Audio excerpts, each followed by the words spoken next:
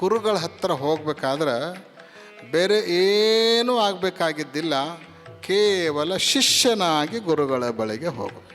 ಯಾವುದೋ ಸ್ಥಾನದ ಅಧ್ಯಕ್ಷನಾಗಿ, ಮತ್ಯಾವುದೋ ಸ್ಥಾನದ ಅಧಿಪತಿಯಾಗಿ, ಏನೇನೋ ಆಗಿ ನಾವು ಗುರುಗಳ ಕಡೆಗೆ ಹೋಗ್ತೀವಿ. ಖರೆ ಶಿಷ್ಯನಾಗಿ ಗುರುಗಳ ಕಡೆಗೆ ಹೋಗಲ್ಲ. ಶಿಷ್ಯಶ್ಚ ಉದಕ ಶಬ್ದೇನ. ಶಿಷ್ಯ ಹೆಂಗಿರ್ಬೇಕು ಅಂದ್ರೆ ನೀರಿದ್ದಂಗಿರ್ಬೇಕು. ನಿಜವಾದ ಶಿಷ್ಯ ಯಾರು ಅಂದ್ರೆ ಗುರು ನಮ್ಮನ್ನು ಎದರಾಗ ಹಾಕ್ತಾನೋ ಅದರಂಗೆ ಆಗ್ಲಿಕ್ಕೆ ನಾವು ತಯಾರಿರೋದೇ ನಿಜವಾಗಿರುವಂಥ ಶಿಷ್ಯ. ನಾಮ್ನಾ ಪ್ರತೀಯತೆ ಲೋಕೆ ಯತ್ ಸಿದ್ಧಾಂತ ಶಿಖಾಮಣಿ. ಗುರುಗಳ ಹತ್ತಿರ ಹೋಗ್ಬೇಕಾದ್ರೆ ಬೇರೆ ಏನೂ ಆಗಬೇಕಾಗಿದ್ದಿಲ್ಲ, ಕೇವಲ ಶಿಷ್ಯನಾಗಿ ಗುರುಗಳ ಬಳಿಗೆ ಹೋಗಬೇಕು. ಶಿಷ್ಯನಾಗಿ ಗುರುಗಳ ಬಳಿಗೆ ಹೋಗಬೇಕು. ನಾವು ಗುರುಗಳ ಬಳಿಗೆ ಹೋಗ್ತೀವಿ, ಆದರೆ ಹೋಗೋ ಕಾಲಕ್ಕೆ ಬೇರೆ ಏನೇನೇನೇನೇನೋ ಆಗಿ ಗುರುಗಳ ಕಡೆಗೆ ಹೋಗ್ತೀವಿ. ಯಾರ್ದೋ ಗಂಡಾಗಿ ಒಬ್ಬ ಹೋಗ್ತಾನೆ, ಯಾರ್ದೋ ಹೆಂಡತಿಯಾಗಿ ಒಬ್ಬಳು ಹೋಗ್ತಾಳೆ, ಯಾರ್ದೋ ಮಗನಾಗಿ ಹೋಗ್ತಾನೆ, ಯಾರ್ದೋ ತಾಯಾಗಿ, ಯಾರ್ದೋ ತಂದೆಯಾಗಿ, ಯಾರ್ದೋ ಅಣ್ಣನಾಗಿ, ಯಾರ್ದೋ ತಮ್ಮನಾಗಿ, ಯಾವುದೋ ಕಂಪ್ನಿ ಮಾಲಕನಾಗಿ, ಯಾವುದೋ ಸ್ಥಾನದ ಅಧ್ಯಕ್ಷನಾಗಿ, ಮತ್ಯಾವುದೋ ಸ್ಥಾನದ ಅಧಿಪತಿಯಾಗಿ, ಏನೇನೋ ಆಗಿ ನಾವು ಗುರುಗಳ ಕಡೆಗೆ ಹೋಗ್ತೀವಿ. ಖರೆ ಶಿಷ್ಯನಾಗಿ ಗುರುಗಳ ಕಡೆಗೆ ಹೋಗಂಗಿಲ್ಲ. ಗುರುಗಳ ಬಳಿಗೆ ಹೋದುದರ ನಿಜವಾದ ಲಾಭ ಉಂಟಾಗಬೇಕಾಗಿತ್ತು ಅಂದರೆ ಶಿಷ್ಯನಾಗಿ ಹೋದಾಗ ಮಾತ್ರ ಅಲ್ಲಿಂದ ನಾವು ಏನಾದರೂ ಪಡೆದುಕೊಂಡು ಬರಲಿಕ್ಕೆ ಸಾಧ್ಯ.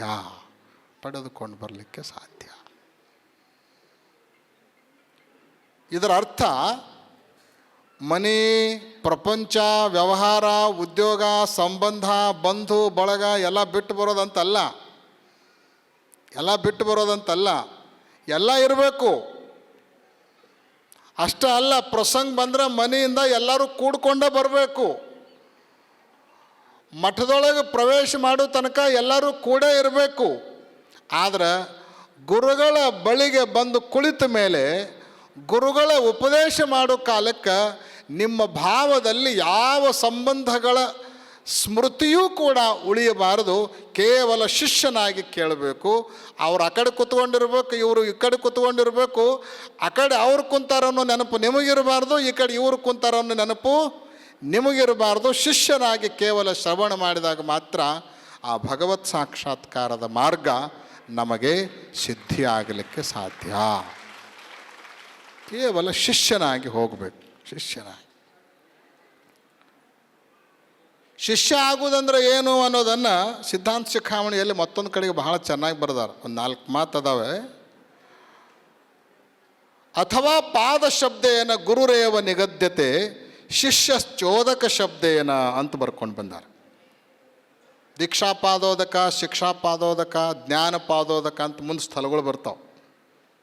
ಆ ಸ್ಥಳಗಳಲ್ಲಿ ಈ ವಿವರಣೆಯನ್ನು ಕೊಡ್ತಾರೆ.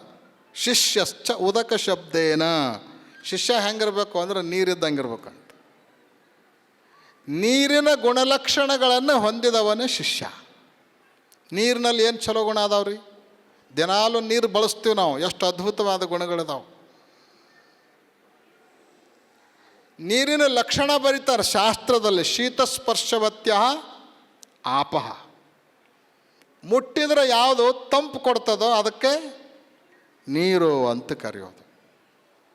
ಮುಟ್ಟಿದ್ರೆ ತಣ್ಣಗಿರೋದೇ ನೀರು. ನೀವು ಅನ್ಬೋದು ಕಾಶದಾಗ ಬೆಚ್ಚಗಾಗತ್ತಲ್ರಿ ಅಂತ. ಹೌದಿಲ್ಲ? ಕಾಶದಾಗ ನೀರು ಬಿಸಿ ಆಗ್ತದೆ, ಆದರೆ ಅದು ನೀರಿನ ಗುಣ ಅಲ್ಲ. ಅಗ್ನಿಯ ಸಂಪರ್ಕದಿಂದ ಆ ಅಗ್ನಿಯ ಗುಣ ನೀರಿನೊಳಗೆ ಆರೋಪಿತ ಆಗಿರ್ತದೆ. ಆದರೆ ನೀರನ್ನು ಕಾಸಿದ ಮೇಲೆ ಎಲ್ಲಿವರೆಗೆ ಒಲಿ ಮೇಲಿರುತ್ತೋ ಅಲ್ಲಿವರೆಗೆ ನೀರು ಉಷ್ಣವಾಗಿರ್ತದೆ.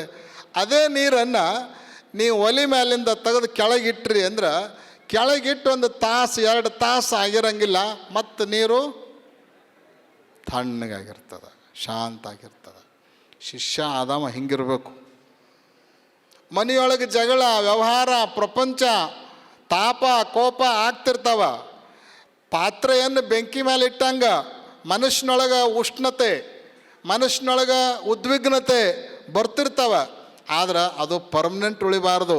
ಪಾತ್ರೆ ಕೆಳಗಿಟ್ಟು ಕೂಡಲೇ ನೀರು ಹೆಂಗೆ ತಣ್ಣಗಾಗುತ್ತೋ ಹಂಗೆ ಆ ಘಟನೆ ಮುಗಿದ ತಕ್ಷಣ ಮತ್ತೊಂದು ತಾಸಿನೊಳಗೆ ನಾವು ತಣ್ಣಗಾಗಬೇಕು, ಶಾಂತ ಆಗ್ಬೇಕು. ಅವ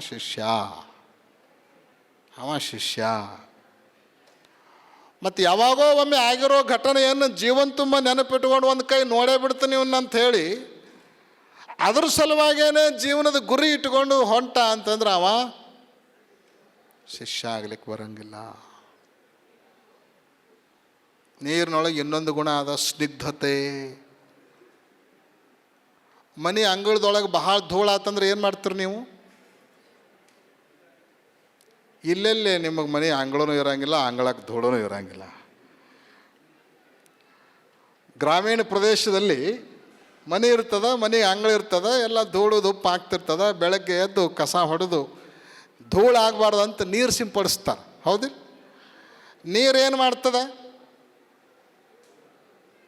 ನೀರು ಧೂಳಿನ ಕಣಗಳು, ಮಣ್ಣಿನ ಕಣಗಳು ಗಾಳಿಯೊಳಗೆ ತೂರಾಡ್ತಿರ್ತಾವ, ಹಾರಾಡ್ತಿರ್ತಾವ.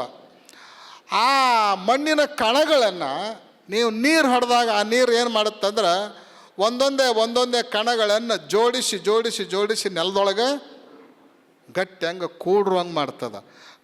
ಕಣಗಳನ್ನು ಕೂಡಿಸುವಂತಹ ಕಣಗಳನ್ನು ಜೋಡಿಸುವ ಕಾರ್ಯವನ್ನು ನೀರು ಮಾಡ್ತದೆ. ಸ್ನಿಗ್ಧ ಗುಣ ಇರ್ತದೆ. ಹಂಗೆ ಶಿಷ್ಯ ಯಾರು ಅಂತಂದ್ರೆ ಕೂಡಿದ್ದವ್ರನ್ನ ಕಡ್ಡಿ ಕೊರೆದು ಬೆಂಕಿ ಹಚ್ಚಿ ಆಗಲ್ ಮಾಡವಲ್ಲ. ಏನೋ ಕಾರಣಕ್ಕೆ ಕೆಟ್ಟು ಮನಸ್ತಾಪ ಆಗಿ ಆಗಲಿರ್ತಾರ, ಅಂಥವರಿಗೆ ಉಪಾಯವನ್ನು ಹೇಳಿ ಶಾಂತಿಯನ್ನು ಬೋಧಿಸಿ ಚೆಂದಾಗಿ ಒಂದಾಗಿ ಕೂಡ್ಕೊಂಡು ಹೋಗ್ರಪ್ಪ ಅಂತ ಹೇಳಿ ಜೋಡಿಸುವ ಮನಸ್ಥಿತಿಯನ್ನು ಹೊಂದಿದವನೇ ನಿಜವಾಗಿರುವಂಥ ಶಿಷ್ಯ.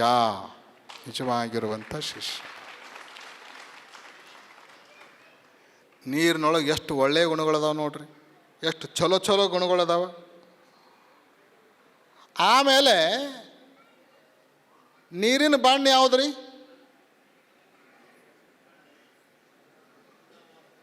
ನೀರಿನ ಬಣ್ಣ ಯಾವುದು? ಬಣ್ಣನೇ ಇಲ್ಲ ನೀರಿಗೆ.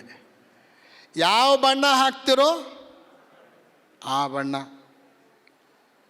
ಯಾವ ಬಣ್ಣ ಹಾಕಿದ್ರೂ ಆ ಬಣ್ಣದ ಸ್ವರೂಪವನ್ನು ಪಡ್ಕೊಳ್ಳಿಕ್ಕೆ ನೀರು ತಯಾರಿರ್ತದೆ. ಕೆಂಪು ಹಾಕಿದ್ರೆ ಕೆಂಪು, ನೀಲಿ ಹಾಕಿದ್ರೆ ನೀಲಿ, ಹಸಿರು ಹಾಕಿದ್ರೆ ಹಸಿರು, ಯಾವುದಾದ್ರೂ ಹಾಕ್ರಿ. ಶಿಷ್ಯ ಹೆಂಗಿರಬೇಕು ಅಂದ್ರೆ ತನ್ನ ಭಾವವನ್ನು ಹೆಂಗೆ ಮುಕ್ತವಾಗಿಟ್ಟುಕೊಂಡಿರ್ಬೇಕು. ಗುರುವಿನ ಹತ್ರ ಹೋದಾಗ ಗುರು ಯಾವ ಬಣ್ಣ ಹಾಕಿದರೂ ಕೂಡ ಅದನ್ನು ಸ್ವೀಕರಿಸಲಿಕ್ಕೆ ಮನಸ್ಸು ಮುಕ್ತವಾಗಿರಬೇಕು.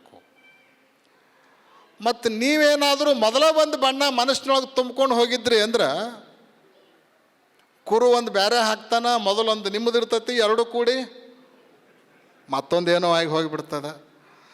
ಹಂಗಾಗಬಾರ್ದು. ಮನಸ್ಸು ಮುಕ್ತವಾಗಿರಬೇಕು. ನೀರಿನಂಗೆ ಶಿಷ್ಯ ಆಗಬೇಕು ಅಂದ್ರೆ ಮುಕ್ತವಾಗಿರಬೇಕು, ಮುಕ್ತ ಭಾವವನ್ನು ಹೊಂದಿದವನಾಗಿರಬೇಕು. ಆಮೇಲೆ ನೀರಿಗೊಂದು ಆಕಾರನೂ ಇಲ್ಲ. ಯಾವುದಾರ ಆಕಾರ ಐತೆ? ಗ್ಲಾಸ್ನೊಳಗೆ ಹಾಕಿದ್ರೆ ಗ್ಲಾಸ್ನಂಗೆ ಆಗತ್ತೆ, ತಾಟ್ನೊಳಗೆ ಹಾಕಿದ್ರೆ ತಾಟ್ನಂಗೆ ಆಗತ್ತೆ, ಚರಿಗೆ ಒಳಗೆ ಹಾಕಿದ್ರೆ ಚರಿಗೆ ಹಂಗಾಗತ್ತೆ, ಬಕೆಟ್ದೊಳಗೆ ಹಾಕಿದ್ರೆ ಬಕೆಟ್ನಂಗೆ ಆಗತ್ತೆ, ಕೊಡದೊಳಗೆ ಹಾಕಿದ್ರೆ ಕೊಡದಂಗೆ, ಯಾವುದ್ರಲ್ಲಿ ಹಾಕಿದ್ರು ಅದರಂಗೆ ಅದು ಆಗಿ ಹೋಗಿಬಿಡ್ತದೆ. ನಿಜವಾದ ಶಿಷ್ಯ ಯಾರು ಅಂದ್ರೆ ಗುರು ನಮ್ಮನ್ನು ಎದರಾಗ ಹಾಕ್ತಾನೋ ಅದರಂಗೆ ಆಗಲಿಕ್ಕೆ ನಾವು ತಯಾರಿ ಇರೋದೇ ನಿಜವಾಗಿರುವಂಥ ಶಿಷ್ಯ. ಹಿಂಗೆ ಮುಕ್ತ ಮನಸ್ಸನ್ನು ನಾವು ಇಟ್ಕೊಂಡು ಹೋದ್ವಿ ಅಂದ್ರೆ ಗುರುವಿನ ಕೆಲಸ ಬಹಳ ಹಗುರ. ಖರೆ ನಾವ ಒಂದು ಆಕಾರ ಇಟ್ಕೊಂಡು ಹೋದ್ವಿ ಅಂದ್ರೆ ಅಲ್ಲಿ ಯಾವ ಆಕಾರವನ್ನು ಗುರುವಿಗೆ ಕೊಡಲಿಕ್ಕೆ ಆಗಂಗಿಲ್ಲ. ನೀವು ಮುಕ್ತವಾದ ಭಾವ ಇಟ್ಕೊಂಡು ಗುರುವಿನ ಬಳಿಗೆ ಹೋದ್ರಿ ಅಂತಂದ್ರೆ ಗುರು ನಿಮ್ಮನ್ನು ಅಂಥ ಇಂಥ ಪಾತ್ರೆಯೊಳಗಲ್ಲ, ಪರಮಾತ್ಮನ ಪಾತ್ರೆಯೊಳಗೆ ನಿಮ್ಮನ್ನು ಹಾಕಿಬಿಡ್ತಾನೆ. ಪರಮಾತ್ಮನ ಸ್ವರೂಪವೇ ನಿಮಗೆ ಆಗಿಬಿಡ್ತೀರಿ. ಗುರುವಿನ ಶ್ರಮ ಎಲ್ಲ ಎಲ್ಲಿ ಹೆಚ್ಚಿಗೆ ವಿನಿಯೋಗ ಆಗುತ್ತೆ ಅಂತ ಕೇಳಿದ್ರೆ ನಿಮ್ಮನ್ನು ಮುಕ್ತ ಮಾಡೋದಕ್ಕಾಗೇ ಗುರುವಿನ ಶ್ರಮ ಹೆಚ್ಚು. ದೇವರನ್ನು ಮಾಡೋದು ತಡ ಆಗಂಗಿಲ್ಲ. ಆದರೆ ಮೊದಲೆಲ್ಲ ತುಂಬ್ಕೊಂಡಿರ್ತಾವಲ್ಲ ಅವನ್ನೆಲ್ಲ ತೆಗೆದು ತೆಗೆದು ತೆಗೆದು ತೆಗೆದು ಸ್ವಚ್ಛ ಮಾಡಿ ಆಮೇಲೆ ದೇವರನ್ನು ತುಂಬಬೇಕು. ಅದು ಹೆಚ್ಚಿನ ಶ್ರಮ. ಅದಕ್ಕೆ ಮೊದಲೇ ನೀವು ಮುಕ್ತ ಮನಸ್ಸನ್ನು ಇಟ್ಕೊಂಡು ಗುರುಗಳ ಬಳಿಗೆ ಹೋದ್ರಿ ಅಂತಂದ್ರೆ ಗುರುವಿಗೆ ಬಹಳ ಸುಲಭವಾಗಿ ತನ್ನ ಕಾರ್ಯವನ್ನು ಮಾಡಲಿಕ್ಕೆ ಅನುಕೂಲ ಆಗುತ್ತೆ. ಅದಕ್ಕೆ ನೀರಿನಂಗೆ ಶಿಷ್ಯ ಆಗಬೇಕು ಅಂದ್ರೆ ಈ ಎಲ್ಲ ಗುಣಗಳನ್ನು ಅಳವಡಿಸಿಕೊಂಡಿರ್ಬೇಕು. ಆಮೇಲೆ ನೀರಿನೊಳಗೆ ಇನ್ನೂ ಒಂದು ಏನು ಗುಣ ಐತೆ ಗೊತ್ತನ್ರಿ? ಅದು ಮೃದು ಅಂದ್ರೆ ಮೃದುನೂ ಐತಿ, ಕಠೋರ ಅಂದ್ರೆ ಕಠೋರನೂ ಅದ. ನೀರಿನ ಜೊತೆಗೆ ಇದ್ದುಕೊಂಡು ನೀವೆಲ್ಲ ಈಜಾಡ್ತಾ ಇದ್ರಿ ಅಂತಂದ್ರೆ ಭಾಳ ಹಗುರ, ಭಾಳ ಸರಳ, ಭಾಳ ಮೃದು, ಲೆಕ್ಕದಲ್ಲಿ ಹೋಗ್ಬೋದು ಬರ್ಬೋದು. ಆದ್ರೆ ಏನೂ ಮಾಡಂಗಿಲ್ಲ ಅಂತ ಹೇಳಿ ಮ್ಯಾಲಿನಿಂದ ಎದ್ವಾ ತದ್ವಾ ಜಿಗಿದ್ರಿ ಅಂದ್ರೆ ಕೊಡಬಾರ್ದು ಪೆಟ್ಟೂ ಕೂಡ ಕೊಡ್ತದ ಅದು. ಅದಕ್ಕೆ ಶಿಷ್ಯ ಆದವ ಹೆಂಗಿರಬೇಕು ಅಂದ್ರೆ ಒಳ್ಳೆಯದರ ಜೊತೆಗೆ ಒಳ್ಳೆಯವನು ಆಗಬೇಕು. ಸದ್ಗುಣಗಳಿಗೆ, ಸದಾಚಾರಗಳಿಗೆ, ಧರ್ಮ ಕಾರ್ಯಗಳಿಗೆ ಮೃದು ಸ್ವಭಾವವನ್ನು ಹೊಂದಿರಬೇಕು. ಆದರೆ ಆ ಧರ್ಮ ಕಾರ್ಯಗಳನ್ನು ತಡೆಯೊಡ್ಡುವವನಿಗೆ, ವಿಘ್ನಗಳನ್ನು ಉಂಟು ಮಾಡುವವನಿಗೆ, ತೊಂದರೆ ಕೊಡುವವನಿಗೆ ಪ್ರಸಂಗ ಬಂದ್ರೆ ಶಿಕ್ಷಿಸುವಂತಹ ಕಠೋರ ಗುಣವನ್ನು ಕೂಡ ಹೊಂದಿದವನಾಗಿರಬೇಕು. ವಜ್ರಾದಪಿ ಕಠೋರಾಣಿ ಮೃದೂನಿ ಕುಸುಮಾದಪಿ, ಮೃದೂನಿ ಕುಸುಮಾದಪಿ. ಹೂವಿಗಿಂತಲೂ ಮೃದುವಾಗಿರಬೇಕು. ಪ್ರಸಂಗ ಬಂದರೆ ವಜ್ರಕ್ಕಿಂತಲೂ ಕಠಿಣನೂ ಕೂಡ ಆಗಿರಬೇಕು. ಇಂಥ ಎಲ್ಲ ಗುಣಲಕ್ಷಣಗಳನ್ನು ನಮ್ಮಲ್ಲಿ ಅಳವಡಿಸಿಕೊಂಡು ಗುರುವಿನ ಬಳಿಗೆ ಹೋದಾಗ ಮಾತ್ರ ಆ ಗುರುವಿನ ಕಾರುಣ್ಯ, ಕರುಣೆ ಅದನ್ನು ನಾವು ಪಡೆದುಕೊಳ್ಳಲಿಕ್ಕೆ ಸಾಧ್ಯ ಆಗ್ತದೆ. ಸರಿ, ಇಂಥ ಎಲ್ಲ ಯೋಗ್ಯತೆಗಳನ್ನು ನಾವೆಲ್ಲ ಸಂಪಾದನೆ ಮಾಡ್ಕೊಂಡ್ವಿ. ಶಿಷ್ಯ ತಯಾರಾದ, ಹೆಂಗಿರಬೇಕು, ಏನೇನಿರಬೇಕು ಎಲ್ಲ ಹೇಳಿದ್ವಿ, ಹೆಂಗೆ ತಯಾರಾದ ಅಂತ ಇಟ್ಕೊಳ್ರಿ. ಶಿಷ್ಯ ತಯಾರಾದ, ಇನ್ನು ಹೋಗ್ಬೇಕೆಲ್ಲೇ? ಎಲ್ಲಿ ಹೋಗ್ಬೇಕು? ತದ್ವಿಜ್ಞಾನಾರ್ಥಂ ಸ ಗುರುಮೇವಾಭಿಗಚ್ಚೇತ್ ಸಮಿತ್ಪಾಣಿ ಶ್ರೋತ್ರಿಯಂ ಬ್ರಹ್ಮನಿಷ್ಠಂ, ಶ್ರೋತ್ರಿಯಂ ಬ್ರಹ್ಮನಿಷ್ಠಂ. ಭಗವಂತನನ್ನು ತಿಳಿದುಕೊಳ್ಳಲಿಕ್ಕೆ, ಪರಮಾತ್ಮನ ಸಾಕ್ಷಾತ್ಕಾರವನ್ನು ಮಾಡಿಕೊಳ್ಳಲಿಕ್ಕೆ ಗುರುವನ್ನೇ ಅರಸಿ ಗುರುವಿನ ಬಳಿಗೇನೆ ಹೋಗಬೇಕು. ಗುರುವಿನ ಬಳಿಗೇನೆ ಹೋಗಬೇಕು. ಈ ಪ್ರಪಂಚದಲ್ಲಿ 2 ಪ್ರಕಾರದ ಗುರುಗಳು ಇರ್ತಾರಂತ. 2 ಪ್ರಕಾರದ ಗುರುಗಳು. ಆಗಮಗಳು ಇದನ್ನು ಹೇಳಿದ್ದಾವೆ ಭಾಳ ಸ್ಪಷ್ಟವಾಗಿ. ಗುರವೋ ಬಹವಸ್ಸಂತಿ ಶಿಷ್ಯ ವಿತ್ತಾಪಹಾರಕಾಃ, ಗುರವೋ ವಿರಲಾಸ್ಸಂತಿ ಶಿಷ್ಯ ಹೃತ್ತಾಪಹಾರಕಾಃ. ಶಿಷ್ಯ ಹೃತ್ತಾಪಹಾರಕ. ಶಿಷ್ಯನಲ್ಲಿರುವಂಥ ಸಂಪತ್ತನ್ನು ಅಪಹರಿಸಬೇಕು ಅನ್ನುವಂತಹ ಗುರುಗಳು ಈ ಪ್ರಪಂಚದಲ್ಲಿ ಬಹಳ ಜನ ಇರ್ತಾರಂತೆ. ಆದರೆ ಶಿಷ್ಯನಲ್ಲಿರುವಂತಹ ಹೃದಯದ ತಾಪವನ್ನು ಅಪಹರಿಸಬೇಕನ್ನುವಂಥ ಗುರುಗಳು ಕೆಲವರು ಮಾತ್ರ ಪ್ರಪಂಚದಲ್ಲಿ ಇರ್ತಾರೆ. ಎಂಥ ಗುರುಗಳ ಹತ್ರ ಹೋಗಬೇಕು? ಗುರುವಿನ ಅರಸುವುದು, ಗುರುವನ್ನು ಹುಡುಕೋದು. ಎಂಥ ಗುರುವನ್ನು ಸೇರಬೇಕು ಅಂದ್ರೆ ನಮ್ಮ ತಾಪವನ್ನು ಅಪಹರಿಸುವಂತಹ, ನಮ್ಮ ತಾಪಗಳನ್ನೆಲ್ಲ ದೂರ ಮಾಡುವಂತಹ ಗುರುವಿನ ಬಳಿಗೆ ನಾವು ಹೋಗಬೇಕು.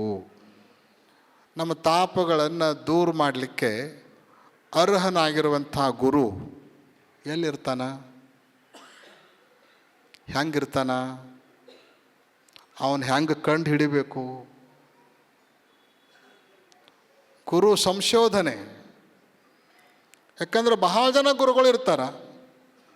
ನಮಗೆ ಬೇಕಾಗಿರುವಂಥ ಗುರುಗಳನ್ನು ಕಂಡು ಹಿಡಿಬೇಕಾದ್ರೆ ಹುಡ್ಕಾಡ್ಬೇಕಲ್ಲ, ಸುಮ್ಮನೆ ಸಿಗಂಗಿಲ್ಲ. ಎಲ್ಲಿರ್ತಾರವರು, ಹೆಂಗಿರ್ತಾರವರು, ಯಾವ ರೀತಿ ಅವ್ರನ್ನ ಹುಡ್ಕಾಡಬೇಕು? ಅಗಸ್ತ್ಯ ಮಹರ್ಷಿಗಳು ಕೇಳ್ತಾರೆ, ಅಂಥ ಗುರುಗಳು ಎಲ್ಲಿದಾರ? ಅಂಥ ಗುರುಗಳು ಯಾರದಾರ? ರೇಣುಕ ಭಗವತ್ಪಾದರು ಹೇಳ್ತಾರೆ, ಅಂಥ ಗುರುಗಳು ಎಲ್ಲಿದಾರ, ಯಾರದಾರ ಹೆಂಗದಾರ ಅದನ್ನು ನಾಳೆ. नाम्ना प्रतीयते लोके यत् सिद्धान्तशिखामणिः